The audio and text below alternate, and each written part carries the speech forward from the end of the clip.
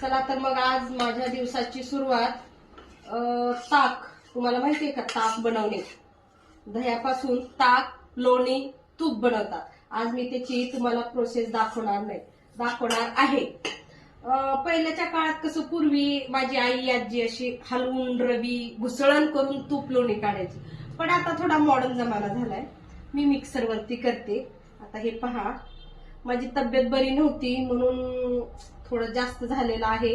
4-5 दिवसापूर्वी मी आजारी होते, त्याच्यामुळे मला काही ताक करणं झालं नाही किंवा तूप करणं झालं नाही. त्याच्यामुळे हे खूप जास्त जमा झालेलं आहे.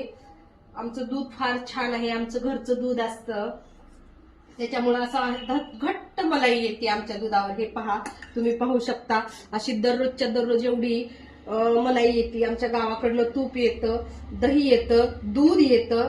हे पहा. चला तर मग आता हे मिक्सरचं भांड असं मिक्सरला लावून घ्यायचं आणि असं पूर्ण मिक्सर नाही फिरवायचं. हे पहा, असं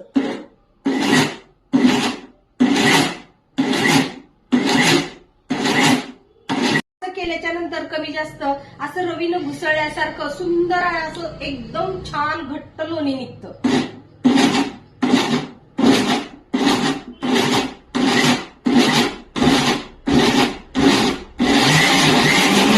एकदम सुंदर लोणी निघालं आहे, पाहू शकता तुम्ही. असं लोणी येतं. आता हे पूर्ण लोणी अशा प्रकारे एकदम तुम्ही पाहू शकता ताकापासनं वेगळं झालेलं आहे. असा घट्ट असा लोण्याचा गोळा झालेला आहे, तुम्ही पाहू शकता. हे पहा. आता ह्याच्यापासनं तूप तयार करायचं. सुंदर. हे पहा,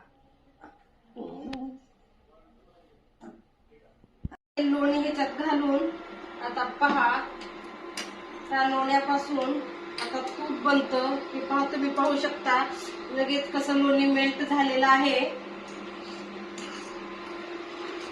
एवढूशा घरचं दूध असल्यामुळं खूप छान लोणी निघालं होतं.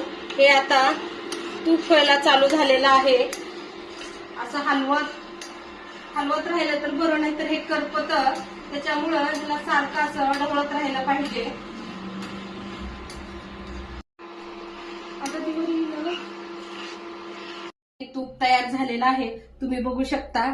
हे पहा किती सुंदर असं एकदम लाल, एकदम चॉकलेटी कलरचं कळवलं तर तूप खमंग आणि सुंदर लागतं आणि खूप दिवस टिकतं पण. तुम्ही पाहू शकता. हे पहा किती सुंदर. वाव, किती सुंदर तूप झाले ना, तुम्ही पाहू शकता. हे पहा, एकदम असं कलर आल्याच्या नंतर तूप एकदम खमंग आणि खूप दिवस टिकतं. याला 10